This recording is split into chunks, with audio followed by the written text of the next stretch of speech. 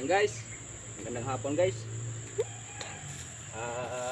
Magkabuno na naman tayo guys sa gabi natin ngayon guys. Ito guys, lagyan natin ng pataba para gumanda guys, para mabilis lumaki. Anuhan natin to guys, patabaan para ano, hindi siya mabansot. Nababansot kasi guys pagka ano, hindi natin patabaan. Tala guys, ito guys, papunta to sa baba. Yan, pag ganun to yan guys.